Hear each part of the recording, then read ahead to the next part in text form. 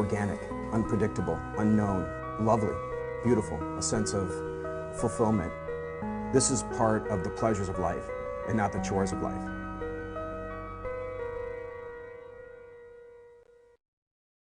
Tonight on Daily Iowan TV, colorful shirts filled with pain. Learn what caught eyes on the Pentecost today. And make it a night to remember at Kinnick Stadium.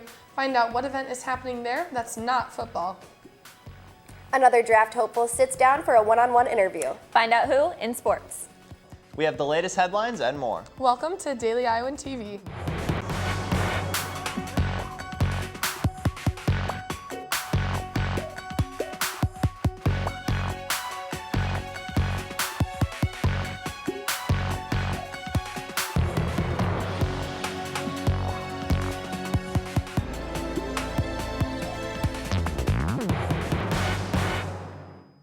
Thanks for joining us tonight. I'm Hannah Thompson. And I'm Blake Jorgensen. Our lead story tonight comes with a trigger warning. Today, victims of sexual and domestic assault told their stories through t-shirts. Daily Iowan TV's Greta Miley has the story.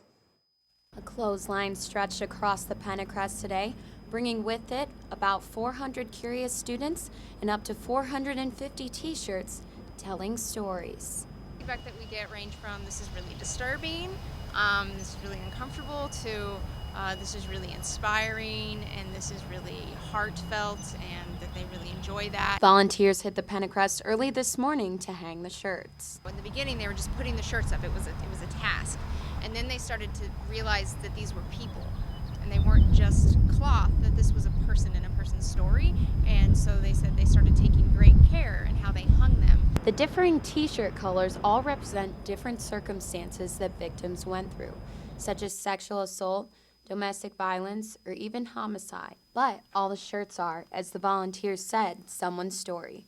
Some shirts were simple and symbolic. One woman used hers to write a poem about being loved to death. Another described the persona of her attacker, manipulative, forceful, and damaging. It gives something that allows them an outlet to be sometimes brutally honest with how they feel and their experiences, but also gives them that anonymity and privacy that they may only feel comfortable from which to share that information. Carlson said RVAP accepts t-shirts throughout the year, and they can even be sent to RVAP anonymously. Greta Miley, Daily Iowan TV. Today in downtown Iowa City, you could hear one group advocating for safety in the workforce and mourning lives lost while working. Every year, the Iowa City Federation of Labor hosts a Workers' Memorial Day ceremony.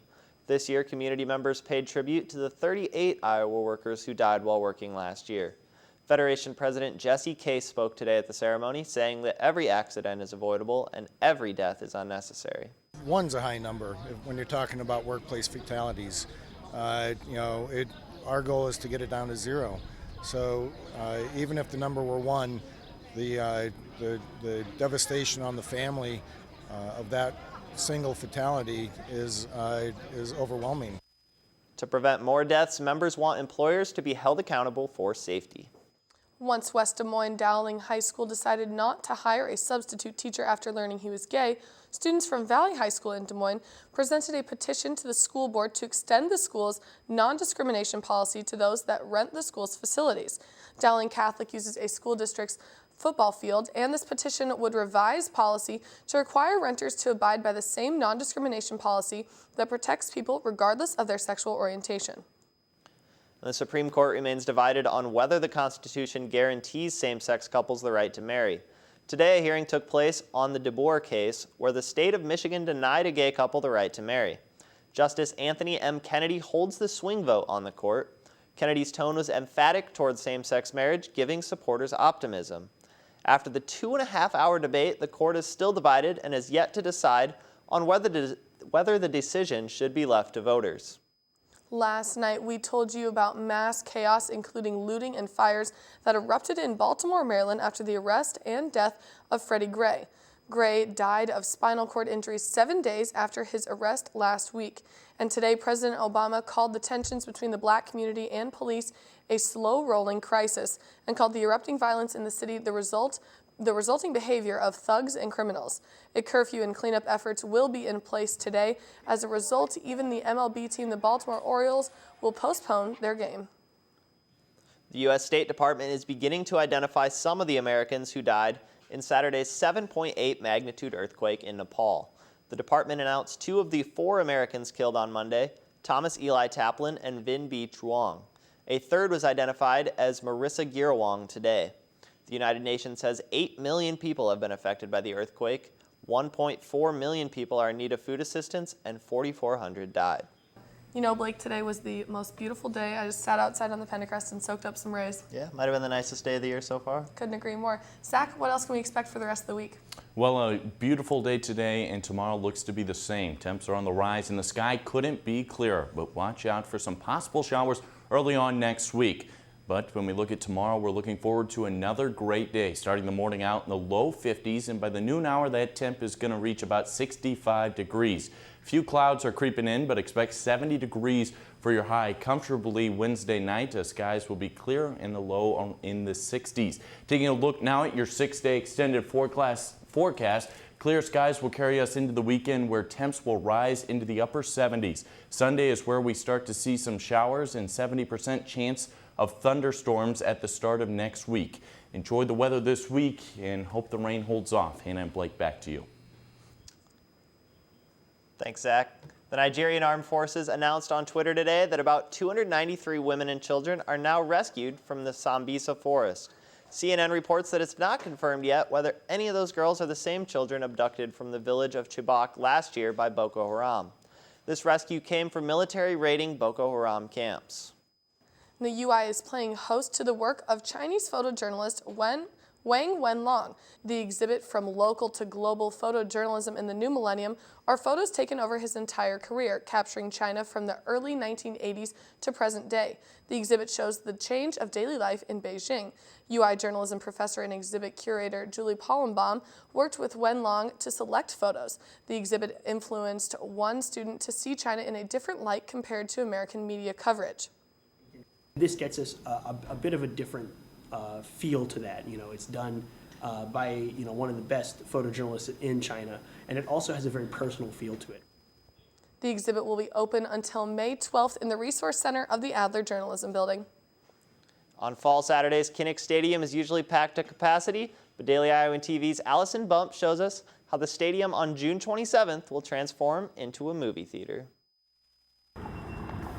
Kinnick Stadium, known for its legendary football heroes, screaming fans, and movies?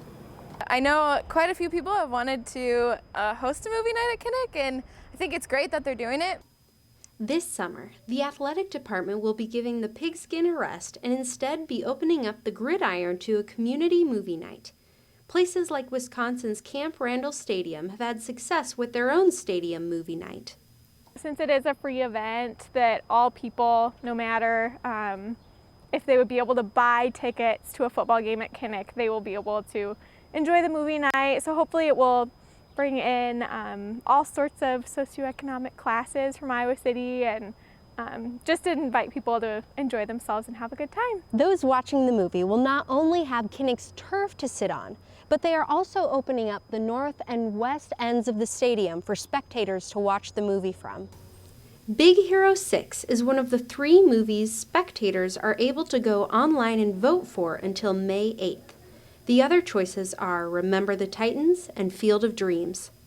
Hey, is this heaven? No, it's Iowa. Don't miss your chance to watch a movie on the Field of Dreams known as Kinnick Stadium. For Daily Iowan TV, this is Allison Bump. That looks like a good time. You're going to check it out? Absolutely. I think I might even have to come back just to sit in Kinnick and watch a movie. Yeah, sounds good. We'll toss it over to the sports studio where with all the latest in Hawkeye sports. Yeah, Blake, another day closer to the NFL draft and another Hawkeye hopeful will be featured today. I'm Taylor Bartz. And I'm Laura Belanda. Andrew Donnell, a 6'7", 305 offensive lineman, is another Hawkeye that is hoping to hear his name called on Thursday at the NFL Draft. The 4-star high school recruit out of Ohio saw action in 37 games as a Hawkeye and was part of an offensive line that only allowed 22 sacks during the 2014 season. Jalen Socek sat down with Donnell to discuss the opportunities that lay ahead. and you actually got to go to the combine. What was that experience like for you? It was a great experience. I don't think very many things can prepare you for what the combine actually is. A lot of people, you know, think that you go there and you just work out, but there's so much more. That's actually like the smallest part of the whole thing. You know, there's a lot of meetings that you have with you know, different teams all night. A lot of psychological stuff. You know, nights you don't get a whole lot of sleep. So it's a tough experience, but it's a great one to have. A lot of boys grow up dreaming that they could play in the NFL. Was there ever a moment for you where you're like, wow, I could actually do this? Dream could become a reality? Yeah, I mean, I was the same little kid someday, you know, once upon a time. I always wanted to be a professional athlete, and I loved football. So playing in the NFL was, you know, something I dreamed of, you know, since I was a little guy. Finally seeing that dream, you know, kind of, you know, starting to unfold, and that it's a possibility now. It's an unreal feeling. It's hard to explain. And where will you be come the draft, and will you be watching it? I'm gonna go back to Ohio. I'm from Ohio originally, and I'm gonna just spend time with my family. And I'm gonna try to keep busy. I don't think I'm gonna watch it. I think I'm just gonna try to, you know, hang out and be with family and friends, and you know, just let things happen. That would mean the world to me. You know, to play the game that I love, and to be doing it, you know, for a career. I mean, life doesn't get a whole lot better than that. I mean, that'd be a dream come true to me. All right. Thank you so much for your time, and good luck in the future, and congrats on a great career here at Iowa. Thank you. Yep. And for Daily Iowan TV Sports, I'm Jalen Socek. You can check out the entire interview with Andrew Donnell on DailyIowanSports.com. Hawkeye redshirt freshman Brandon Sorensen has been named the top 149-pound rookie in the country by the national wrestling publication Amateur Wrestling News. The Cedar Falls, Iowa native has received many accomplishments so far as a Hawkeye, including earning All-America honors with a 4th-place finish at the 2015 NCAA Championships. Just the fifth freshman to earn those honors under head coach Tom Brands. Sorensen also led the Hawkeyes this past season with 40 wins, and the team finished as co-champions at the Big Ten tournament.